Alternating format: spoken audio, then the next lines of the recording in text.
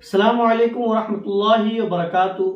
हज़रात मोहतरम, वो कहते हैं ना कि रब तबारक व तआला जब किसी की पकड़ फरमाता है तो बहुत सख्त फरमाता है। जैसे अल्लाह तबारक व तआला कुरान मजीद में इरशाद फरमाता है, इन्ना बत्श रब्बिका लशदीद, बेशक तेरे रब की पकड़ बहुत ज़्यादा सख्त है। अब वही पकड़ के अंदर ये लोग जो जुलूस के नाम पर दंगे करते हुए नजर आते हैं, रब तबारक व तआला ने इनकी पकड़ फरमा दी है। ये जो वीडियो आप देख रहे हैं ये गालिबन कोटा का है। ये लोग जबरदस्ती मुसलमानों के महल्ले में घुस गए, हालांकि इनका रूट वो नहीं था। जो रूट इनका था उस रूट से हटकर ये लोग मुसलमानों के महल्ले में घुस गए और वहां से निकलने लगे। और वहां से निकलने के बाद इन लोगों ने वहां पे डीजे बजाए और नारे लगाए कि भारत का हर हर बच्चा जय श्री राम बोलेगा। और उसका बदला क्या हुआ? तब तबारक व तआला जब इंसान को छूट देता है तो छूट देता रहता है, लेकिन जब पकड़ फरमाता है तो बहुत सख्त फरमाता है। अब यही लोग जो वहां पे नारे लगा रहे थे और करतब दिखा रहे थे, तो रब तबारक व तआला ने इनको करंट के जरिए इनमें से 3 की मौत हो गई और 4-5 तकरीबन घायल हो चुके हैं। और ये मामला इनके हर साल के हो गए हैं। हर साल ये लोग जुलूस निकालते हैं और मुसलमानों की मस्जिदों के ऊपर कभी पत्थर मारते हुए नजर आते हैं। भी वडोदरा के अंदर मुसलमानों के महल्ले में घुसकर उनके साथ पथराव किया और उनकी औरतों को मारा। मस्जिद के अंदर लड़के गए हुए थे और ये कहते हैं कि साहब हम पर मुसलमानों ने हमला किया। मुसलमान अगर हमला करेगा तो वो नमाज पढ़ने के लिए मस्जिद में जाएगा या वहीं पर रुककर वो अपने हमले की तैयारी करेगा? वहां लोग तो नमाज पढ़ने के लिए गए थे। अब लोग नमाज पढ़ेंगे या तुम पर हमला करेंगे? वो नमाज के अंदर थे और तुम लोगों ने हमला किया। अभी बिहार के अंदर तुम लोगों ने किया, गुजरात के वडोदरा के अंदर तुम लोगों ने किया, मुंबई के अंदर, दिल्ली के अंदर भी होने वाला था और जनाबे वाला हावड़ा के अंदर भी हुआ और कोटा के अंदर यह हादसा हुआ जिसके अंदर 3 की मौत हो गई है। ये लोग सोचते हैं कि हमारा प्रशासन है, हमारी सरकार है, तो जो हम चाहें वो करे, कोई हमसे पूछने वाला नहीं है। लेकिन याद रखना, हो सकता हो कि तुम्हारे साथ प्रशासन हो सकता है कि तुम्हारे साथ सरकारें भी हैं और तुम्हारी ही सरकार है, लेकिन याद रखना जिस सरकार को मानने वाले हम हैं, जिस रब को मानने वाले हम हैं, वो इस जमीन का भी मालिक है और इस आसमान का भी मालिक है। वो जब तक इंसान को छूट देता है तो छूट देता रहता है। और तुम लोग क्या जुल्म करोगे मुसलमानों पर? इस्लाम तो जब से फैला है, जब से लेकर आज तक और आगे तक मुसलमानों का ये तो इम्तिहान होता रहेगा, उनके ऊपर जुल्म होते रहेंगे, लेकिन इंशाअल्लाह अज़्ज़ व जल फतह मुसलमानों की होती रहेगी। याद रखना, तुम लोग सोच रहे हो कि मुसलमान मिट जाएगा, मुसलमान खत्म हो जाएगा। आपने मुसलमान को समझा क्या है? आपने क्या समझा है कि मुसलमान ऐसे ही खत्म हो जाएगा? याद रखना, जब इस्लाम फैला तो 313 थे। इसी रमजान के महीने के अंदर जो सबसे पहली जंग इस्लाम की हुई है, 313 थे और उनके पास कोई हथियार नहीं थे, चंद तलवारें थी और खाने को खाना नहीं था, पहनने को कोई लिबास नहीं था, चलने के लिए सवारियां नहीं थी। उसके बावजूद भी वो 313 वहां पर पहुंचे और 1000 के लश्कर के ऊपर, जिनके पास साजो सामान भी था, जिनके पास तलवारें, घोड़े, खाने के लिए बेहतरीन सामान था, उन लोगों को उन्होंने पराजित किया और उन पर जीत हासिल की। और अल्लाह तबारक व तआला ने दिखा दिया कि जिस कौम के साथ हम होते हैं वही कौम फतह पाती है। तो जब 313 थे तो ना मिट सके, आज तो पूरी दुनिया के अंदर मुसलमान है। तुम कैसे सोच सकते हो कि मुसलमान मिट जाएगा? ऐसा नहीं हो सकता।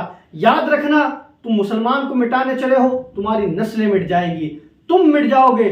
और याद रखना, एक बात मैं यहाँ दावे से कहना चाहता हूँ कि तुम लोग जितना चाहे पत्थर बरसाते रहो, तुम लोग जितनी चाहे नफरतें फैलाते रहो, याद रखना एक दिन ऐसा आने वाला है कि तुम्हारे घरों में से, तुम्हारे महल्ले में से, तुम्हारे रिश्तेदारों में से और तुम्हारे कुनबों में से लोग इस्लाम कबूल करते हुए नजर आएंगे। उसकी वजह क्या है? उसकी वजह यह है कि इस्लाम तो वो धर्म है कि जिसके अंदर अमन और सुकून सिखाया जाता है। ये जो लोग दंगा करते हैं, ये लोग हकीकत में हिंदू भी नहीं होते हैं, ये तो अपने मजहब को भी मानने वाले नहीं होते हैं। ये तो गुंडे होते हैं कि जिन्हें कोई धर्म से कोई मतलब नहीं है। ये तो पैसों पर आते हैं और दंगा करके चले जाते हैं। और ये दुनिया की एक पहली अजीब कौम है।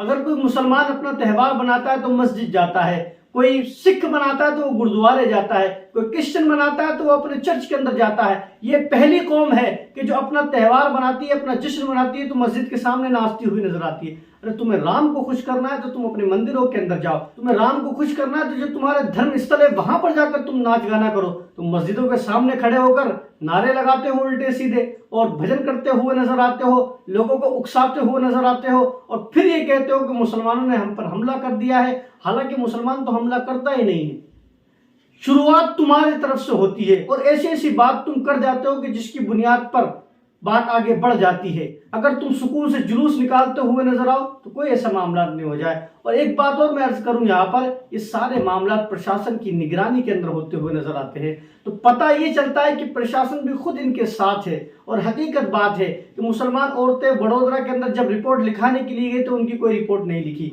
उनके ऊपर कोई FIR दर्ज नहीं किया गया, उनको वहां से भगा दिया गया कि यहाँ पे कोई FIR नहीं होगी, ये तो प्रशासन है वहां का।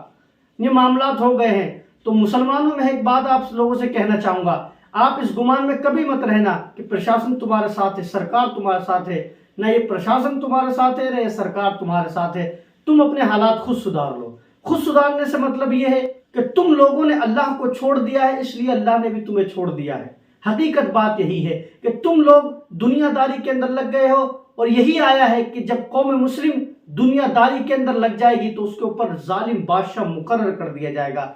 और आज जालिम बादशाह मुकर्रर कर दिया गया है, और इस बात की दलील है कि मुसलमान दुनिया के अंदर लग गया है, दुनियादारी के अंदर लग गया। दीन से उसे कोई मतलब नहीं है, वो दीन के बारे में बात करना ही नहीं चाहता है। तो जब तुमने दीन को भुला दिया है तो अल्लाह तबारक व तआला ने तुम्हें भी भुला दिया है।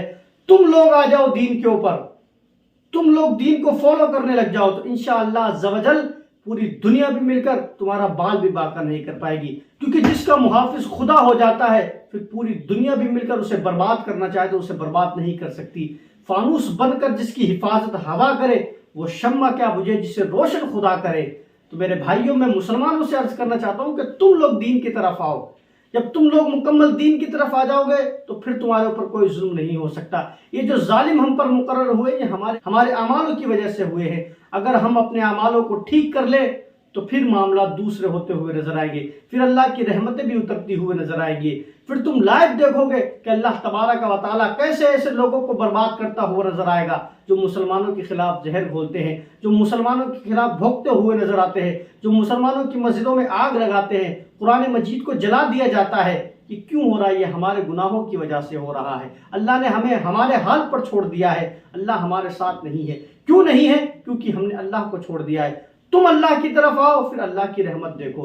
याद रखना 313 जब थे, जब वो जंग के लिए गए तो अल्लाह तबारक व तआला ने अपने फरिश्तों को भेजा, एक नहीं हजारों की तादाद में फरिश्तों को भेजा।